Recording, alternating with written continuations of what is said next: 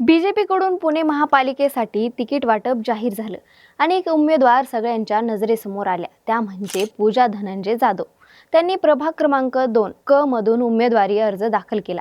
मात्र हा अर्ज दाखल होताच अजित पवार गटाकडून त्यांना प्रचंड ट्रोल करण्यात आलं. त्यांच्याच पावलावर पाऊल टाकत बीजेपीच्या स्थानिक कार्यकर्त्यांनी देखील जाधव यांना ट्रोल केलं. हे ट्रोलिंग इतक्या मोठ्या प्रमाणावर झालं की पूजा जाधव यांनी 24 तासात उमेदवारी अर्ज मागे घेतला. आता प्रभाग क्रमांक 1 आणि प्रभाग क्रमांक 2 मध्ये बीजेपीची काय स्थिती आहे? पूजा जाधव यांची उमेदवारी नसल्याच्या भाजपला काय फटका बसलाय, हेच आपण या व्हिडिओतून पाहू. नमस्कार, मी गीतांजली आणि तुम्ही पाहताय कार्यारंभ. पुण्याचा प्रभाग क्रमांक 1 सुरू होतो कळस, धानोरा आणि लोहगाव येथून. गेल्या 1 वर्षापासून पूजा धनंजय जाधव ह्या येथून नगरसेवक होण्याची तयारी करत होत्या. त्यांनी बीजेपीकडून या प्रभागातून उमेदवारी मागितली होती. पक्षाने त्यांना उमेदवारी देण्याचा निर्णय देखील घेतला होता.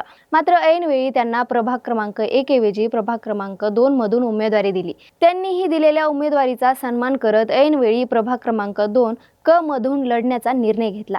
त्यांच्याकडून उमेदवारी अर्ज देखील दाखल करण्यात आला. मात्र त्याच वेळी पहलगाम दहशतवादी हल्ल्यातील एका बाईटवरून पूजा जाधव यांना अजित पवार गटाकडून ट्रोल करण्यात आलं. तर बीजेपीच्या स्थानिक कार्यकर्त्यांकडूनही त्या ट्रोल झाल्या.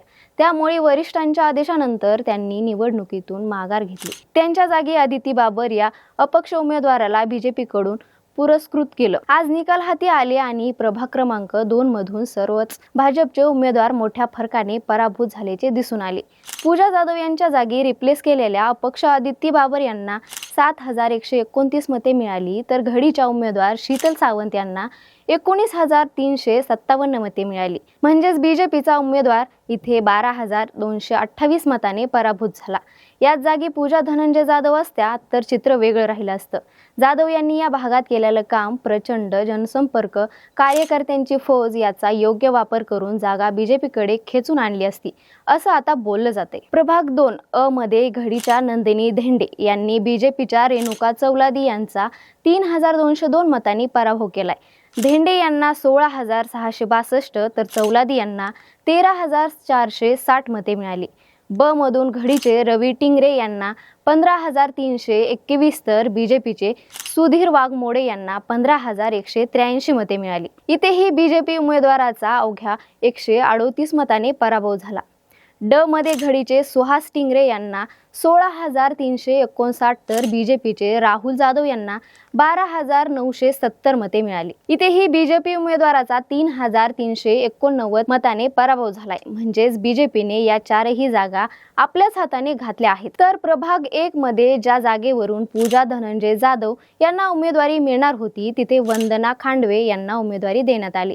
खांडवे यांना 19,134 मते मिळाली, तर घडीच्या रेखा टिंगरे यांना 24,453 मते मिळाली. म्हणजेच येथे बीजेपीच्या उमेदवार 5,319 मताने पराभूत झाल्या. आता जाणीवपूर्वक प्रस्थापितांना आपल्यासमोर पूजा जाधव यांची उमेदवारी येणार नाही असा प्लॅन आखला आणि तो बीजेपीच्या हाताने अंमलात आणला. याच प्रभागात उभ्या असलेल्या बीजेपीच्या इतर उमेदवार अश्विनी भंडारे यांनी घडीच्या आरती चव्हाण यांचा पराभव केला. भंडारे यांना 20,443 तर चव्हाण यांना 16,089 मते मिळाली. प्रभाग 1 ब मधून बीजेपीच्या संगीता दांगट यांनी घडीच्या नूतन प्रताप यांचा 7,703 मतांनी पराभव केला. दांगट यांना 25,462 तर नूतन यांना 17,759 मते मिळाली. प्रभाग 1 ड मधून बीजेपीच्या अनिल टिंगरे यांनी 23,634 मते घेतली. इथून घडीच्या शशिकांत टिंगरे यांचा 2,395 मतांनी पराभव झाला.